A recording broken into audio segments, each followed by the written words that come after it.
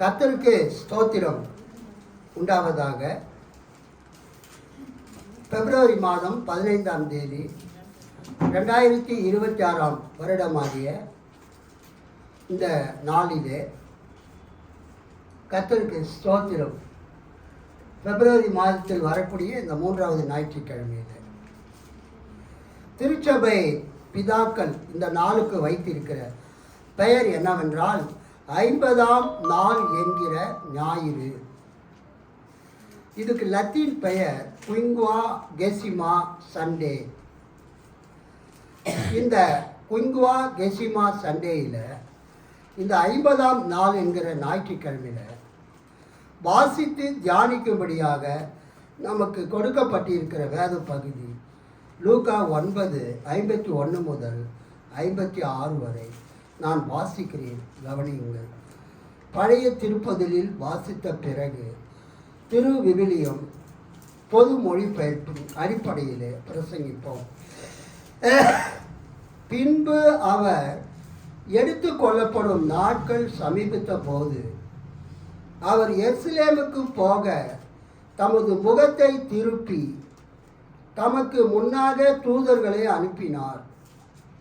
அவர்கள் போய் அவருக்கு இடத்தை ஆயத்தம் பண்ணும்படி சமாரியருடைய ஒரு கிராமத்திலே பிரவேசித்தார்கள்.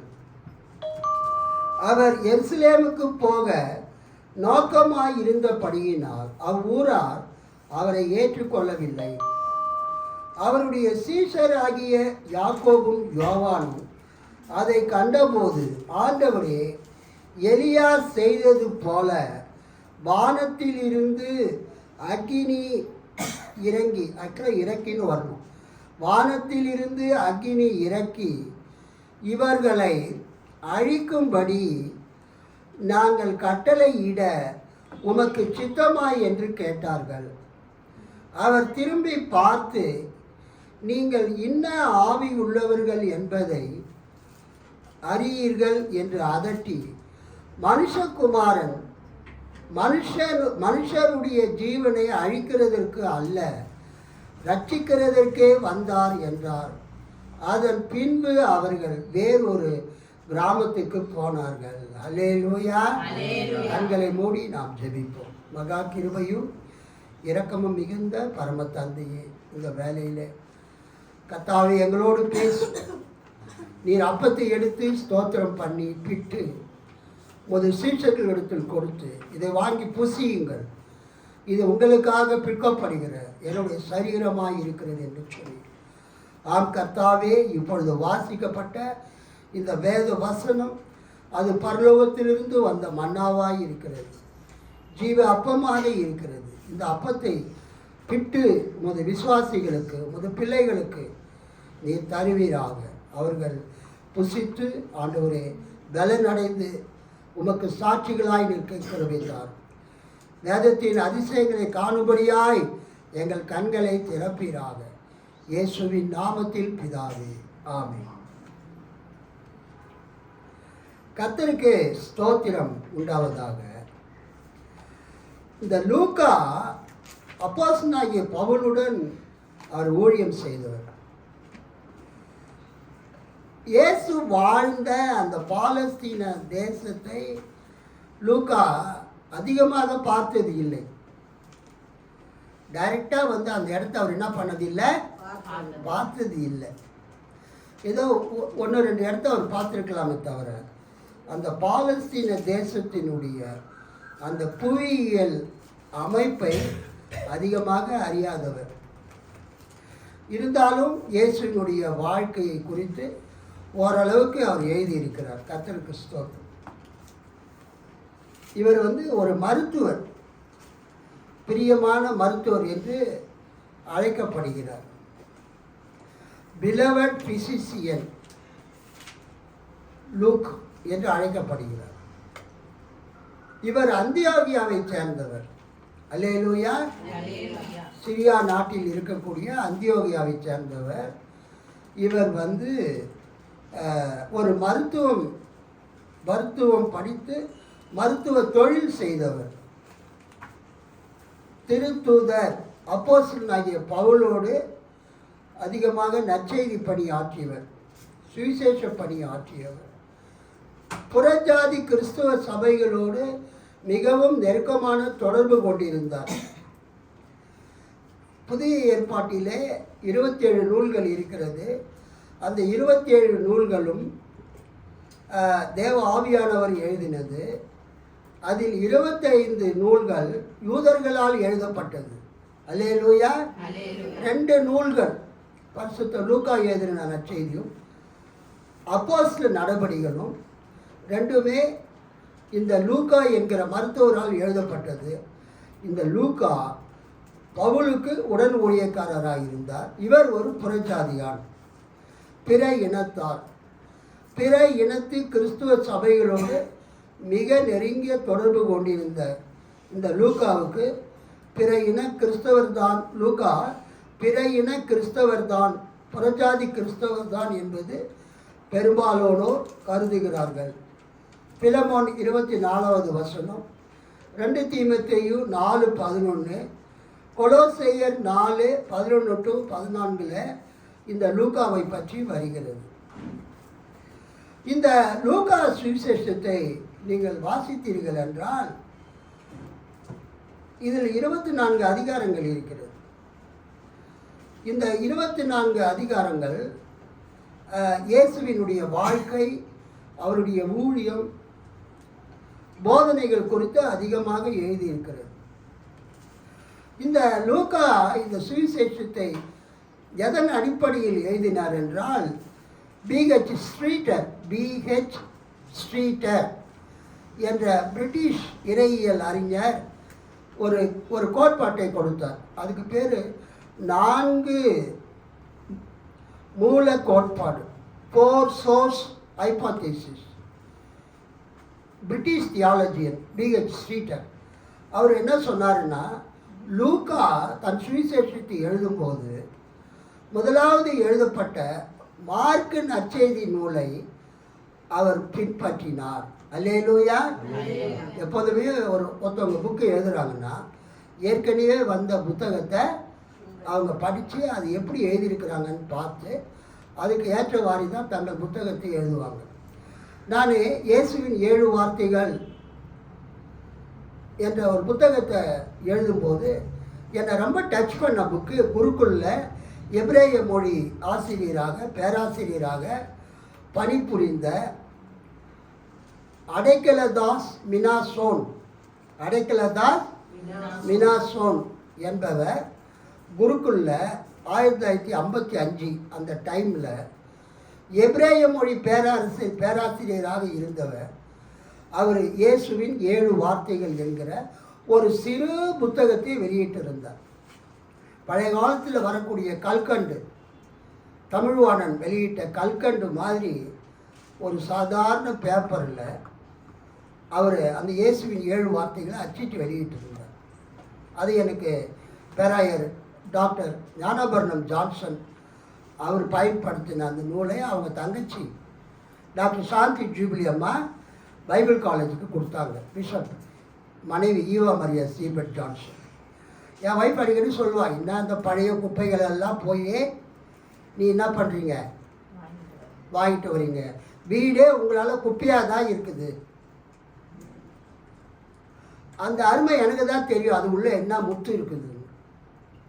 நான் அவங்ககிட்ட ஆர்கியூ பண்ண மாட்டேன், சரிம்மா அதெல்லாம் நீ தொடாத, நான் பார்த்துக்கிறேன்னு சொல்லிவிடுவேன். ஒரு நாள் அப்படி அவங்க பழைய குப்பைகளை, பழைய பேப்பர்களை ஒரு கவரில் போட்டு க்ளோரியஸ் பைபிள் காலேஜ்னு அந்த பிஷப் அம்மா எழுதி கொடுத்தாங்க. அதில் ஞானபரணம் ஜான்சன் பயன்படுத்தின அந்த பழைய குறிப்புகள் எல்லாம் இருந்தது. அதில் இந்த அடைக்கலதாஸ் மினாசோன் எழுதின இயேசுவின் 7 வார்த்தைகள் புக்கு இருந்தது. அப்புறம் நான் ஒரு நாள் ரெவரண்ட் ஜெகதீஷ் ஐயா கிட்ட பேசிட்டு இருந்தேன். அவர் சொன்னார், என்ன இருந்தாலும் படித்தவங்க தாங்க, எத்தனையோ பேர் 7 வார்த்தையை பற்றி புக்கு எழுதியிருக்கிறாங்க. ஆனால் நீங்கள் எழுதின புக்கை நான் இஎல்எஸ்லையோ சிஎல்எஸ்க்கோ போயிட்டு காசு கொடுத்து வாங்கி அந்த 7 வார்த்தைகள் புக்கை நான் படித்தேன். ரொம்ப அருமையாக எழுதியிருக்கிறீங்க, நான் உங்களை உண்மையிலேயே பாராட்டுறேன். நீங்கள் எம்டிஹெச் படித்ததை நீங்கள் நிரூபிச்சிட்டீங்க. 7 வார்த்தை புக்கை நிறைய பேர் எழுதுகிறாங்க. ஆனால் நீங்கள் எழுதுனது மிகவும் அருமை. அந்த ஹீப்ரு, க்ரீக்கு, அராமிக்கு, ஹிஸ்டாரிக்கல் பேக்ரவுண்டு அதெல்லாம் சொல்லி எழுதுனீங்க அப்படின்னு சொன்னார், பாராட்டினார் சமீபத்தில். அப்போ நான் சொன்னேன், ஐயா மிக்க நன்றி. அதுக்கு முக்கிய காரணம் யாருன்னா இந்த அடைக்கலதாஸ் மினாசோன், மினாசோன் அடைக்கலதாஸ் அவருடைய அந்த 7 வார்த்தைகள் புக்கு தான் தரங்கை அச்சகம் அபிராமி தெருவில் இருக்கும்போது அவர் அதை வெளியிட்டிருக்கிறாரு.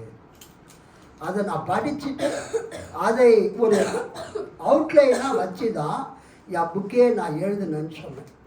அது சிரிச்சிட்டே சொன்னார், அவர் என்னுடைய ப்ரொஃபஸர். அல்லேலூயா. நான் பெங்களூரில் பிடி யூடிசியில் படிக்கும்போது எனக்கு டீச் பண்ண ப்ரொஃபஸர் தான் அந்த அடைக்கலதாஸ் மினாசோன். அதனால் எப்போதுமே யாராக இருந்தாலும் எனக்கு கடவுள் வந்து கனவுல சொன்னார், வெளிப்படுத்தினார். நான் எழுதுனேன், 40 நாள் ஃபாஸ்டிங் இருந்தேன் அப்படிலாம் சொன்னாங்கன்னா அது பொய். அல்லேலூயா.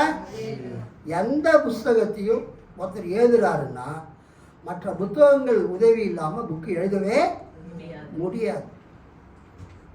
அதன் பிறகு அந்த புக்கு நான் எழுதினேன், 5 பதிப்பு வந்துருச்சு.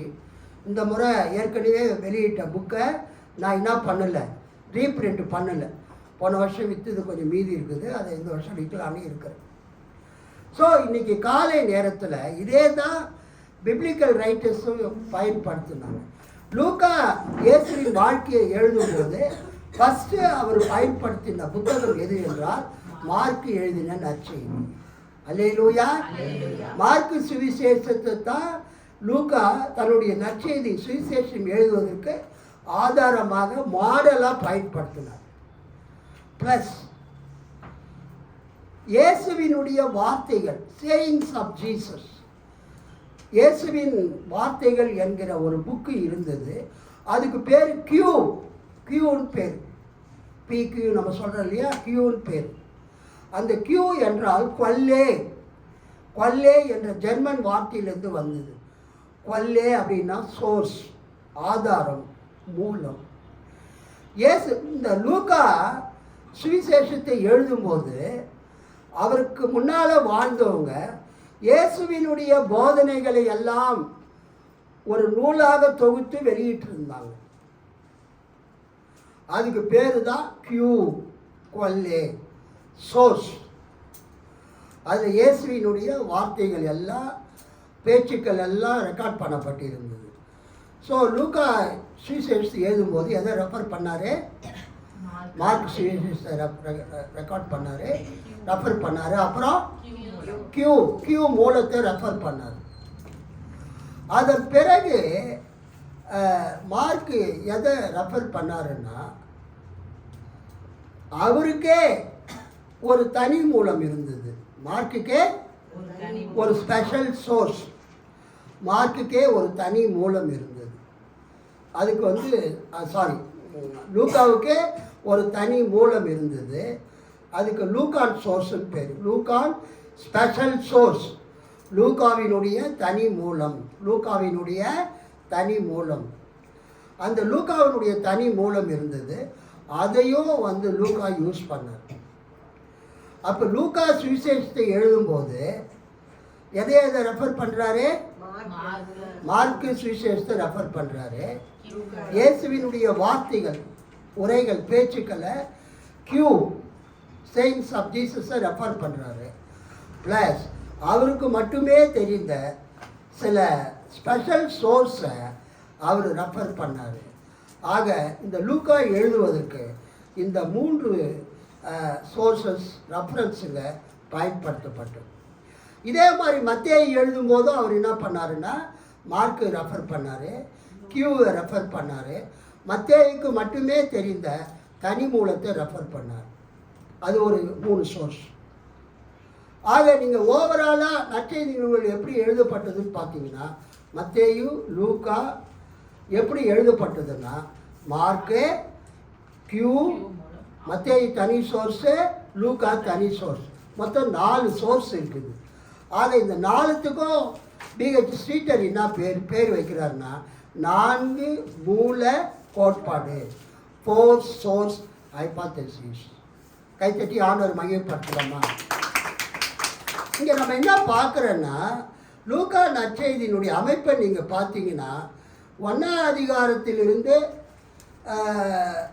அர்ப்பணம், 2ஆம் அதிகாரத்தில் குழந்தை பருவ நிகழ்ச்சிகள், 3ஆம் அதிகாரம் 4ஆம் அதிகாரத்தில் ஊழியத்துக்கு இயேசு தன்னை தயார் செய்தல், 5வது அதிகாரத்தில் இயேசுவினுடைய கலிலேயா ஊழியம், 9ஆம் அதிகாரம் 51லிருந்து 19:27 வரைக்கும் இயேசு எருசலேம் நோக்கி பயணம் செய்தல். கைத்தட்டி ஆண்டவரை மகிமைப்படுத்தலாமா? இயேசு எருசலேமை நோக்கி பயணம் செய்தல். அடுத்தது 19வது அதிகாரம் 28லிருந்து 21:38 இயேசு எருசலேமில் ஊழியம் செய்து அவர் கைது செய்யப்பட்டு சிலுவையில் அறையுண்டு மரித்து அடக்கம் பண்ணப்பட்டு உயிர்த்தெழுதல் வருகிறது. அடுத்தது 22-24 இயேசு பாடுபட்டு மரித்து அடக்கம் செய்யப்பட்டு உயிர்த்தெழுந்து பரத்துக்கு எடுத்துக்கொள்ளப்படுதல் 22-24. இந்த காரியத்தை நம்ம லூக்கா சுவிசேஷத்தில் பார்க்கிறோம். ஸோ இந்த காலை நேரத்தில் இந்த லூக்காவினுடைய 9வது அதிகாரம் 51 இருந்து 19வது அதிகாரம் வரைக்கும் அங்கே நம்ம என்ன பார்க்குறோன்னா, இயேசு எருசலேமை நோக்கி பயணம் செய்தல். இயேசு எருசலேமை நோக்கி பயணம் செய்தல். கர்த்தருக்கு ஸ்தோத்திரம். அவர் கலிலேயா ஊழியத்தை முடித்துவிட்டு எருசலேமை நோக்கி அவர் பயணம் செய்கிறார். 19வது அதிகாரம் 27ஆம் வசனம் வரைக்கும் இயேசுவினுடைய எருசலேமை நோக்கி அந்த பயணம் செய்தல் நிகழ்ச்சி கொடுக்கப்பட்டிருக்கிறது. யூதேயா, நீங்கள் பாலஸ்தீன தேசத்தை பார்த்தீங்கன்னா மேலே வந்து கலிலேயா, அதுக்கு கீழே வந்து சமாரியா, அதுக்கு கீழே யூதேயா. இப்போ இங்கே கவனிங்க, தமிழ்நாடு இருக்குது. தமிழ்நாட்டுக்கு மேலே என்ன இருக்குது? ஆந்திரா, கர்நாடகா. தமிழ்நாட்டுக்கு மேற்கே என்ன இருக்குது? கேரளா. மேப்பே தெரியாமல் இருக்கிறீங்க. தமிழ்நாட்டுக்கு கிழக்கே வங்காள விரிகுடா, தமிழ்நாட்டுக்கு மேற்கே கேரளா, தமிழ்நாட்டுக்கு வடக்கே கர்நாடகாவும் அது ஆந்திராவும். அது மாதிரி இயேசு கலிலேயாவில் ஊழியத்தை முடித்துவிட்டு சமாரியாவுக்கு வந்து சமாரியா வழியாக எருசலேமுக்கு போக போகிறார். ஸோ இந்த 9:51 இயேசுவின் ஊழியத்தில் ஒரு திருப்பு முனை. அல்லேலூயா. இயேசுவின் ஊழியத்தில் ஒரு திருப்பு முனை, ஒரு டேர்னிங் பாயிண்ட், ஒரு முக்கியமான ஈவெண்ட். இயேசு எருசலேமை நோக்கி அவர் பயணத்தை துவங்குகிறார். அதில் முதல் பேராகிராஃப் 51லிருந்து 56 வரைக்கும் இயேசுவை ஏற்றுக்கொள்ள மறுத்த சமாரியர். இயேசுவை சமாரியர் ஏற்றுக்கொள்ளவில்லை. இங்கே என்ன பார்க்குறீங்கன்னா 51 வருஷம் இயேசு விண்ணேற்றம் அடையும் நாள் நெருங்கி வரவே எருசலேமை நோக்கி செல்ல தீர்மானித்து தமக்கு முன் தூதர்களை அனுப்பினார். நம்ம வச்சிருக்கிற பைபிளில் பார்த்தீங்கன்னா, பின்பு அவர் எடுத்துக்கொள்ளப்படும் நாட்கள் சமீபத்த போது அவர் எருசலேமுக்கு போக தமது முகத்தை திருப்பி. அது எதை காண்பிக்கிறது என்றால், இயேசு கலிலேயா ஊழியத்தை முடித்துவிட்டு இயேசு கலிலேயா ஊழியத்தை முடித்துவிட்டு சமாரியா வழியாக அவர் எருசலேமுக்கு போக போகிறார். அங்கே போய் அவர் சிலுவையில் அறையப்பட்டு மரித்து அடக்கம் பண்ணப்பட்டு 3ஆம் நாள் உயிர்த்தெழுந்து பிறகு பரத்துக்கு ஏறி போய் பிதாவுடைய வலது பாசத்தில் உட்காரப் போகிறார். ஸோ இயேசு சிலுவையில் அறையப்படும்படியாக அவர் எருசலேமுக்கு போக இந்த 51ஆம் வசனத்தில் தன்னை ஆயத்தப்படுத்துகிறார். 51 அவர் பின்பு அவர் எடுத்துக்கொள்ளப்படும் நாட்கள் சமீபித்த போது. எடுத்துக்கொள்ளப்படும் நாட்கள் என்றால் எதை குறிக்கிறது? அவர் சிலுவையிலே அறையப்பட்டு மரித்து அடக்கம் பண்ணப்பட்டு 3ஆம் நாள் உயிர்த்தெழுந்து பரலோகத்துக்கு போன அந்த நிகழ்ச்சி தான் எடுத்துக்கொள்ளப்படுதல், அசென்ஷன் டே. அவர் எடுத்துக்கொள்ளப்படும் நாட்கள் வரும்போது, அவர் எடுத்துக்கொள்ளப்படும் நாட்கள் சமீபத்த போது, அப்படி என்றால் அவர் சிலுவையிலே அறையப்பட்டு மரித்து அடக்கம் பண்ணப்பட்டு 3ஆம் நாள் உயிர்த்தெழுந்து 40 நாள் கழித்து பரத்துக்கு எடுத்துக்கொள்ளப்படக்கூடிய அந்த நிகழ்ச்சி தான் எடுத்துக்கொள்ளப்படக்கூடிய நாட்கள். இப்போ இயேசு தயாராகிட்டார். இயேசு தன்னுடைய மரணத்தை எதிர்கொள்ள தயாராகிவிட்டார். அதான் நான் ஏற்கனவே சொன்னேன். மறுரூப மலை, மறுதோற்ற மலை நிகழ்ச்சிக்கு பிறகு இயேசு எருசலேமுக்கு போகிறார், சிலுவையில் அறையப்படும்படியாக. அல்லேலூயா. அதைத்தான் இந்த 9:51 காட்டுகிறது. இங்கே நம்ம என்ன பார்க்குறோன்னா, இங்கே எடுத்துக்கொள்ளப்படுகிற போது, எடுத்துக்கொள்ளப்படும் நாட்கள், இங்கே எடுத்துக்கொள்ளப்படும், டேக்கன் அப் என்ற வார்த்தை, எலியா பரலோகத்துக்கு எடுத்துக்கொள்ளப்பட்டார். அல்லேலூயா. அக்னிமயமான அந்த ரதங்களும் குதிரைகளும் வந்து அவரை உயிரோடு எங்கே எடுத்துக்கொண்டது? பரலோகத்துக்கு எடுத்துக்கொண்டது. ஸோ எலியா எப்படி பரலோகத்துக்கு எடுத்துக்கொள்ளப்பட்டாரோ அதை போல ஆண்டவராகிய இயேசுவும் அவரை உயிர்த்தெழுந்த பிறகு பரலோகத்துக்கு எடுத்துக்கொள்ளப்பட போகிறார். அல்லேலூயா. நீங்கள் வேணுமானால் வாசிங்கள். அப்போஸ்தலர் 1:2, அப்போஸ்தலர் 1:2. ஒருத்தர் சத்தமாக வாசிங்க.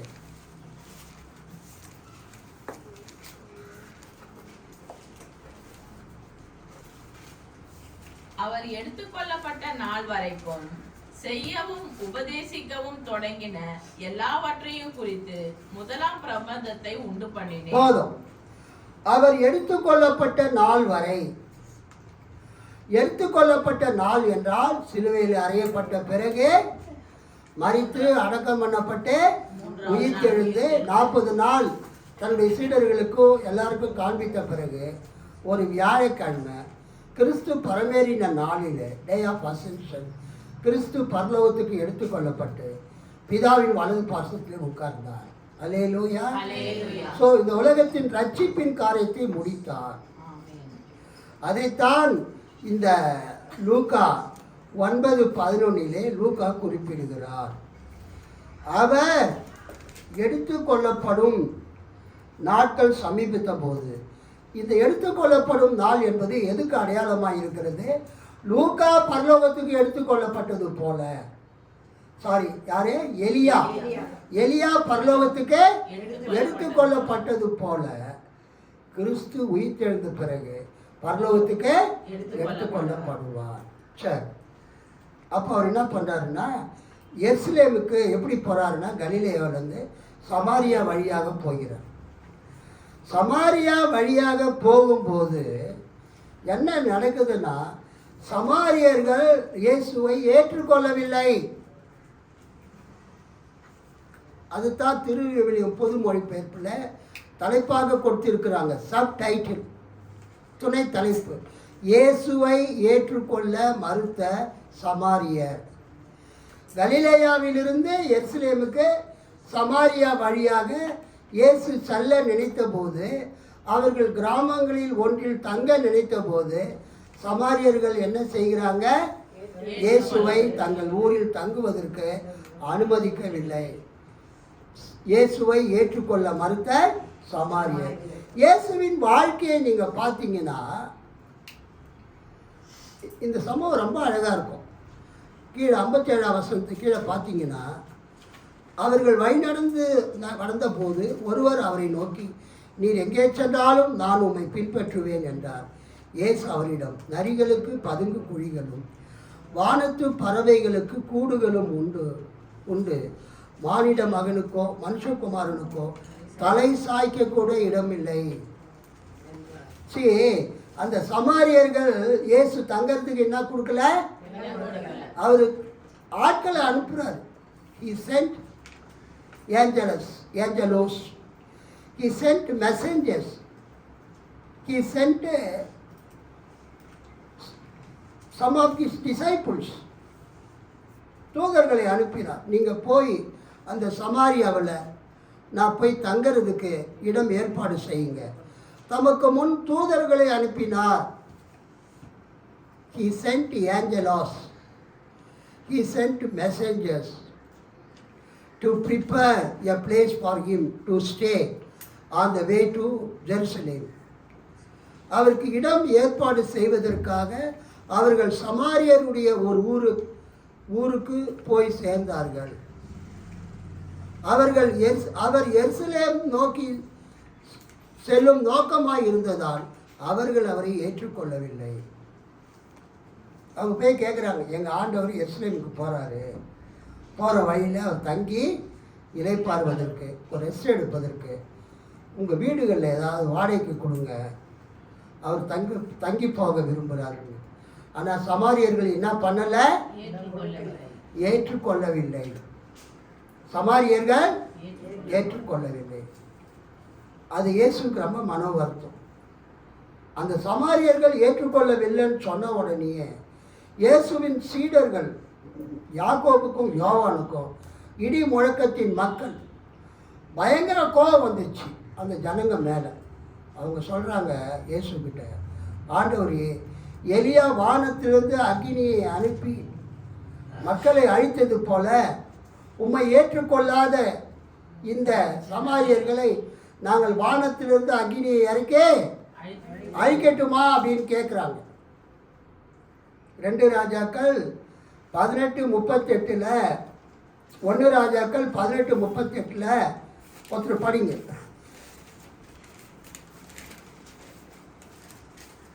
1 ராஜாக்கள் 18:38. அப்பொழுது கர்த்தரிடத்தில் இருந்து அக்கினி இறங்கி அந்த சர்வாங்க தகன பலியையும் விறகுகளையும் கற்களையும் மண்ணையும் பட்சித்து வாய்க்காலில் இருந்த தண்ணீரையும் நக்கி போட்டது. எலியா ஒரு மிகப்பெரிய தீர்க்கதரிசி. அவர் சின்ன ஜெபம் தான் பண்றார். வானத்திலிருந்து கர்த்தருடைய அக்கினி இறங்கி அந்த பலிபீடத்தின் மீது இருந்த காளைகளையும் விறகுகளையும் தண்ணீர்களையும் எல்லாத்தையுமே பட்சித்து போட்டது. Consumed everything. எலியா வானத்திலிருந்து அக்னி இறக்கின சம்பவம். 2 ராஜாக்கள் 1 அதிகாரம் எடுத்துக்கணும். 2 ராஜாக்கள் 1 அதிகாரம் 10 வசனம் 12 வசனம் 14 வசனத்தை படிங்க. என்ன இவ்வளவு நேரம் யோசிக்கிறீங்க? அப்பொழுது எலியா அந்த 50 பேரின் தலைவனுக்கு பிரதியுத்தரமாக, நான் தேவனுடைய மனுஷனானால் அக்கினி வானத்திலிருந்து இறங்கி உன்னையும் உன் 50 பேரையும் பட்சிக்க கடவுது என்றான். உடனே அக்கினி வானத்திலிருந்து இறங்கி அவனையும் அவன் 50 பேரையும் பட்சித்தது. 12 வசனம். எலியா அவர்களுக்கு பிரதியுத்தரமாக, நான் தேவனுடைய மனுஷனானால் அக்கினி வானத்திலிருந்து இறங்கி உன்னையும் உன் 50 பேரையும் பட்சிக்க கடவுது என்றான். உடனே தேவனுடைய அக்கினி வானத்திலிருந்து இறங்கி அவனையும் அவன் 50 பேரையும் பட்சித்தது. 14 வசனம். இதோ அக்கினி வானத்திலிருந்து இறங்கி முந்தின 2 தலைவரையும் அவருடைய 50 பேரை சேவகரையும் பட்சித்தது. இப்பொழுது என்னுடைய பிராணன் உமது பார்வைக்கு அருமையாயிருப்பதாக என்றான். கவனிங்க, வெரி பவர்ஃபுல் ஒரு ப்ராஃபட் ஆஃப் காட், தேவனுடைய ஊழியக்காரர். அந்த காலத்தில் நான் தேவனுடைய மனுஷன் ஆனால் அதுக்கு என்ன அர்த்தம்னா, நான் உண்மையான தீர்க்கதரிசி ஆனால். அந்த காலத்தில் தீர்க்கதரிசிகளை மக்கள் எப்படி கூப்பிட்டாங்க? தேவனுடைய மனுஷன், மேன் ஆஃப் காட்.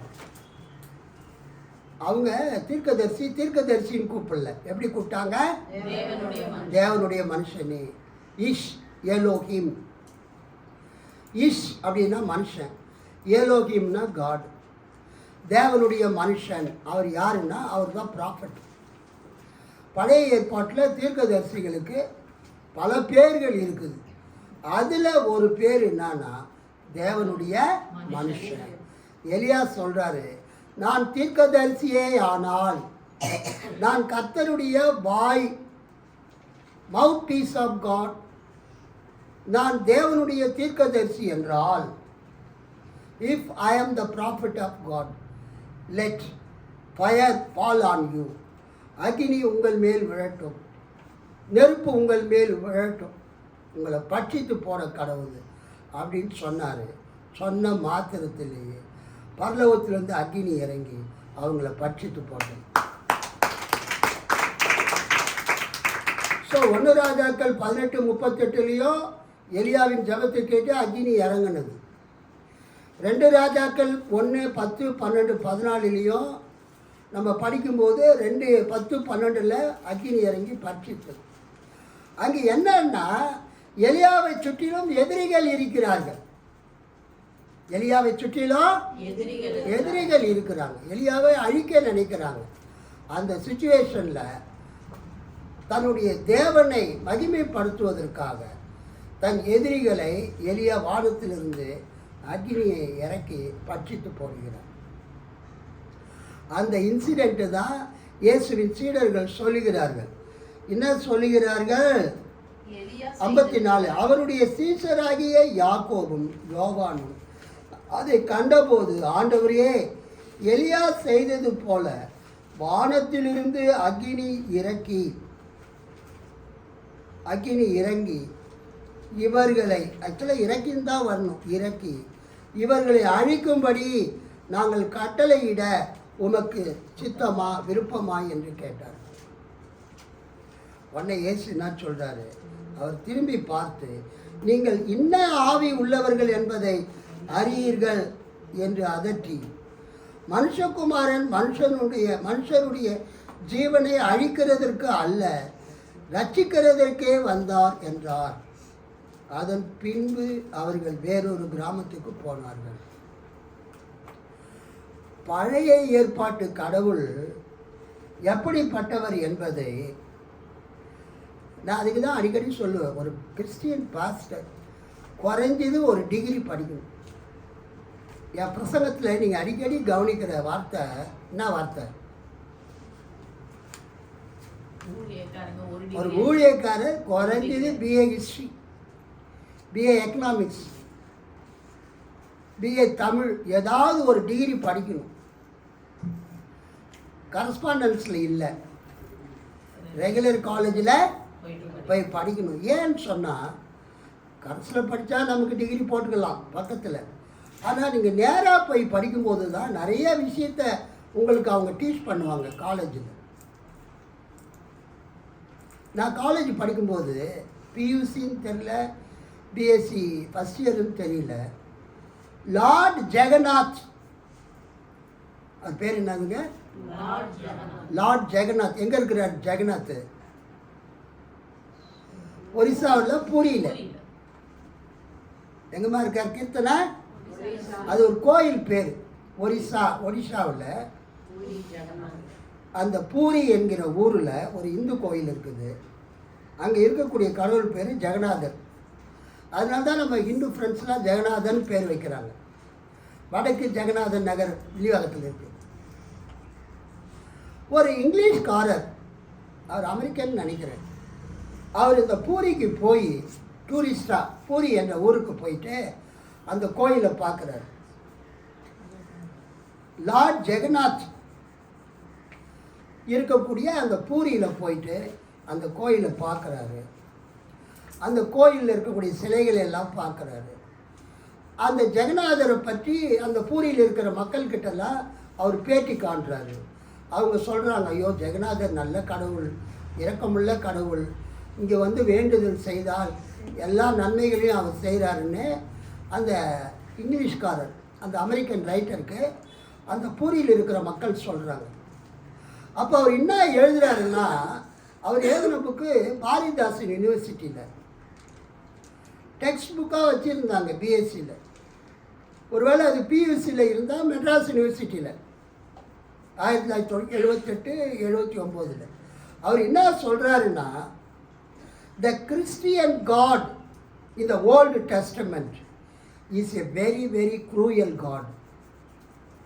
பழைய ஏற்பாட்டில் இருக்கக்கூடிய கிறிஸ்துவ கடவுள் யெகோவா யாவே எப்படிப்பட்ட கடவுள்? ஒரு குரூயல், ஒரு மோஸ்ட் குரூயல் காட், மிகவும் ஒரு கொடூரமான கடவுள். அவருக்கு பிடிக்காதவங்களை எல்லாம் அவர் ஜெனோசைட் பண்ணிடுவார். அவருக்கு பிடிக்காத புறஜாதிகளை எல்லாம் என்ன பண்ணுவார்? இன அழிப்பு செய்து விடுவார். He will commit massacre. இன அழிப்பு செய்வார். பைபிளில் இருக்கிற ஓல்ட் டெஸ்டமெண்ட்டில் இருக்கக்கூடிய அந்த யாவே, அந்த ஜெகோவா காடு இஸ்ரவேல் மக்களுக்கு மட்டும்தான் அவர் இரக்கம் காட்டினார். மற்ற புறஜாதிகளை அவர் என்ன பண்ணாரு? அழிச்சிட்டார். ஒரு கடவுள் இப்படி செய்யலாமா? கடவுளுக்கு இரக்கம் வேணாமா? ஒருத்தருக்கு இரக்கம் காமிச்சு மற்றவங்களை எல்லாம் அழிக்கிறது ஒரு நல்ல கடவுளுக்கு அடையாளமா? I accept Jagannath as the most gracious, merciful God in India. இந்தியாவில் இருக்கக்கூடிய அந்த அந்த பூரியில் இருக்கக்கூடிய அந்த லார்ட் ஜெகநாத்தை நான் ஒரு கிரேசியஸ் காட், ஒரு மெர்சிஃபுல் காட், ஒரு கைண்ட்னஸ் காடாக நான் பார்க்குறேன். நான் ஒரு Christian, by birth I am a Christian. நான் ஓல்ட் டெஸ்டமெண்ட்டை படிச்சிருக்கிறேன். ஓல்ட் டெஸ்டமெண்ட்டில் வரக்கூடிய ஜெகோவா புறஜாதிகளை எல்லாரையும் அவர் ஜெனோசைட் பண்ணிட்டார், இன அழிப்பு செய்து விட்டார், கொடூரமாக அழித்தார். I cannot accept Lord Jehovah as a merciful God. அதுதான் அந்த பாடத்தில் இருக்கக்கூடிய மைய கருத்து. பூரியில் இருக்கிற ஜெகநாதருக்கும் பைபிளில் இருக்கக்கூடிய ஜெகோவாவுக்கும் ஒற்றுமை என்னன்னா, ஜெகோவா இன அழிப்பு செய்தார், ஜெகநாதர் யாரையுமே அழிக்கல, தன்னை நாடி வந்த மக்களுக்கு இரக்கத்தை செய்தார். நான் ஒரு கிறிஸ்துவ சபையின் போதகர். இதை நான் காலேஜ் கிறிஸ்டின் காலேஜ், லுத்தரன் காலேஜில் நான் படிக்கும்போது எனக்கு கிளாஸில் பாட புஸ்தகத்தில் இருந்தது. அல்லேலூயா. ஆனால் புதிய ஏற்பாடு நீங்கள் பார்த்தீங்கன்னா இயேசு அப்படியே ஆப்போசிட்டாக இருக்கிறார். இயேசு ஆப்போசிட்டாக இருக்கிறார். பழைய ஏற்பாடு யெகோவாவுக்கு இயேசு புதிய ஏற்பாட்டில் எப்படி இருக்கிறாரு? அப்படியே எதிர்மாறாக இருக்கிறார்.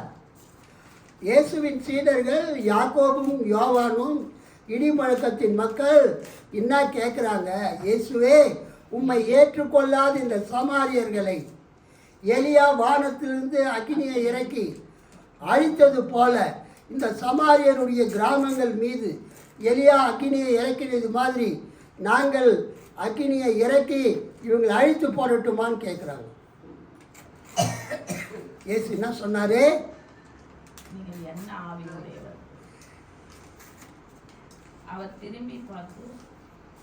அவர் திரும்பி பார்த்து நீங்கள் இன்ன ஆவி உள்ளவர்கள் என்பதை அறியீர்கள் என்று அதட்டி, மனுஷகுமாரன் மனுஷருடைய ஜீவனை அழிக்கிறதற்கு அல்ல, ரட்சிக்கிறதற்கே வந்தார் என்றார்.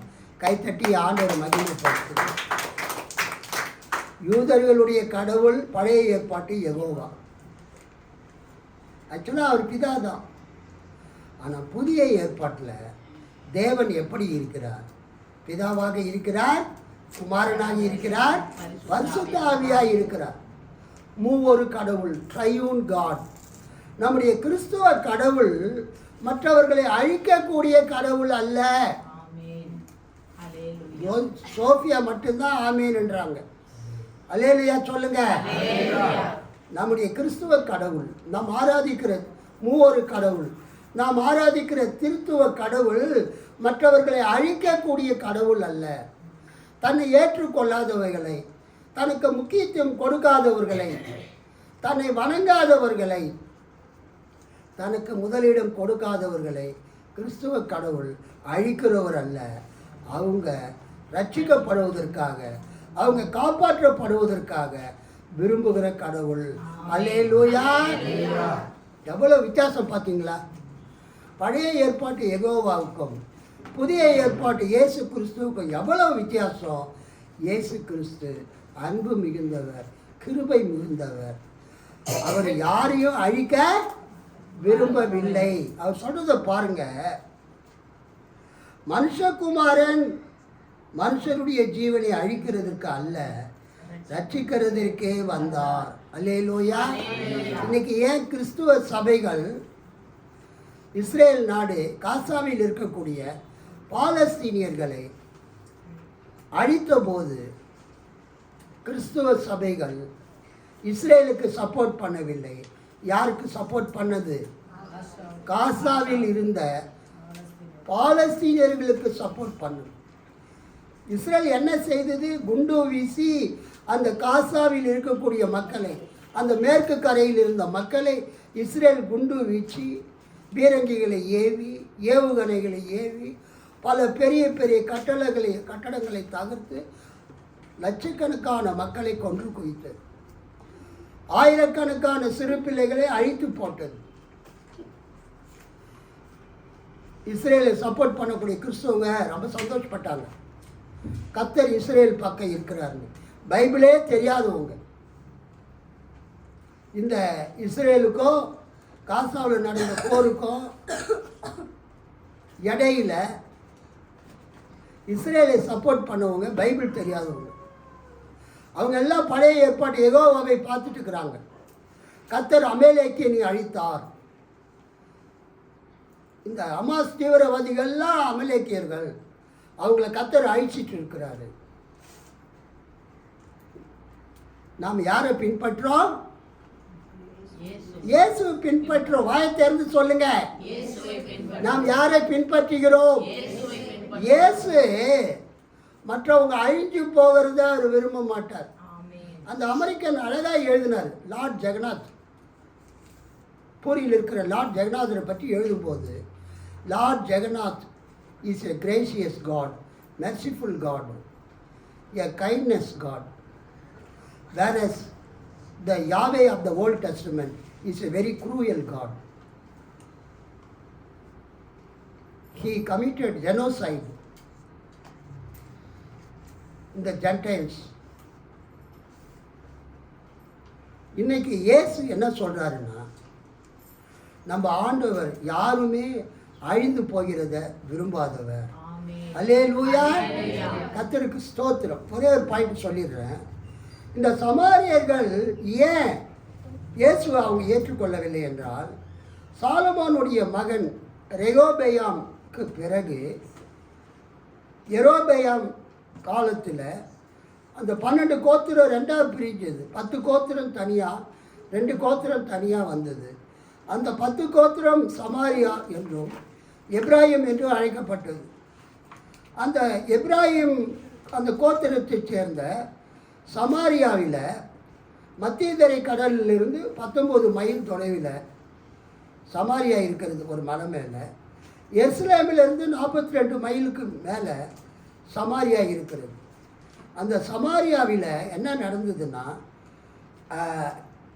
கிறிஸ்து பிறப்பதற்கு முன்பதாக 925 சமாரியா கட்டப்பட்டது.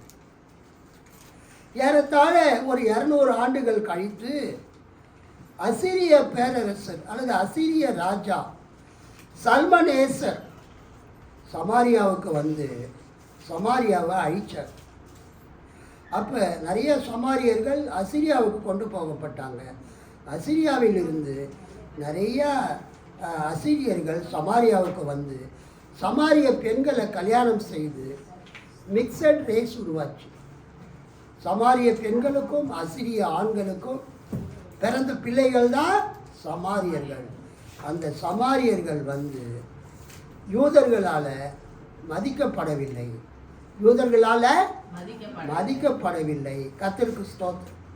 அந்த அசிரிய அரசர் சல்மனேசர் 720 வந்து சமாரியாவை அழித்து அங்கிருந்து அவங்களை எல்லாம் சமாரியாவுக்கு கொண்டு போய் 5 பட்டணங்களில் குடியேற்றி அங்கிருந்த ஆண்களை சமாரியாவில் கொண்டு வந்து விட்டார். வந்த அசிரியர்களுக்கும் அங்கிருந்த இஸ்ரவேல் பெண்களுக்கும் பிறந்தவங்க சமாரியர்கள். அவங்க யூதர்களோடு எப்பொழுதுமே பிரச்சனையில் இருந்தாங்க. இயேசு இந்த உலகத்தில் ஊழியம் செய்தபோது சொந்த ஊரிலே புறக்கணிக்கப்பட்டார், சமாரியாவில் புறக்கணிக்கப்பட்டார், கடைசியில் எருசலேமிலே புறக்கணிக்கப்பட்டார். பட் இருந்தாலும் சமாரியர்களை அழிக்க வேண்டும் என்று அவர் விரும்பவில்லை.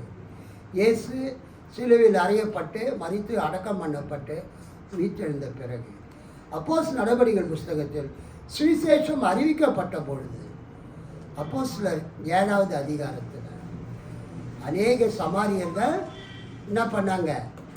7வது அதிகாரம் 8வது அதிகாரத்தை நீங்கள் பார்த்தீங்கன்னா அப்போஸ்தலரில் சமாரியர்கள் கத்தரிடத்துக்கு வருகிறார்கள். அங்கே போயிட்டு பிலிப்பு என்ன பண்ணுறாரு?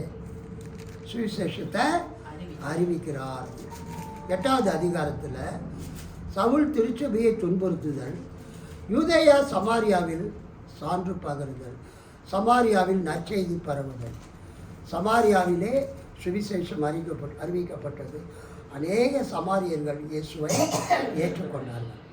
இந்த நாளின் காலை நேரத்தில் நம்ம பார்க்கிற காரியம் என்னவென்றால், மனுஷகுமாரன் மனுஷனுடைய ஜீவனை அழிக்கிறதற்கு அல்ல, ரட்சிக்கிறதற்கே வந்தார். அல்லேலூயா. இந்த வசனம் ஆக்சுவலாக ஒரிஜினல் அந்த கிரீக் பைபிளில் இல்லை. அதனால் இப்போ நீங்கள் திருவிவிலியத்தை நீங்கள் பார்த்தீங்கன்னா இந்த வசனம் திருவிவிலியத்துலேயும் மாடர்ன் டிரான்ஸ்லேஷன்லேயும் இருக்காது. Other ancient authorities read. Jesus rebuked them and said, "You do not know what the spirit you are of, for the Son of Man has not come to destroy the lives of human beings, but to save them." இயேசு கிறிஸ்து மனிதர்களுடைய வாழ்க்கையை அழிக்கிறதுக்காக வரவில்லை, அவங்கள ரட்சிக்கிறதுக்காக வந்தார். சில நேரத்தில் நீங்கள் தவறு செய்தாலும், இயேசுவை புறக்கணித்தாலும், இயேசு உங்களை அழிச்சிடுவாரா? உங்கள் மேலே அவர் மிகுந்த கிருபையும் இரக்கமும் உடையவராக இருக்கிறார். இந்த காலை நேரத்தில் கர்த்தர் வந்து உங்கள் மேலே இரக்கமுடையவராக இருக்கிறார். அதனால இயேசு ஏற்றுக்கொள்ளாதவங்க அழிக்கப்படணும்னு எதிர்பார்க்காதீங்க. இன்னைக்கு அவங்க இயேசு ஏற்றுக்கொள்ளவில்லை என்றால் இன்னொரு நாள் இயேசுவை ஏற்றுக்கொள்வார்கள். கர்த்தர் உங்களை ஆசீர்வதிப்பாராக. கண்களை மூடி நாம் ஜெபிப்போம்.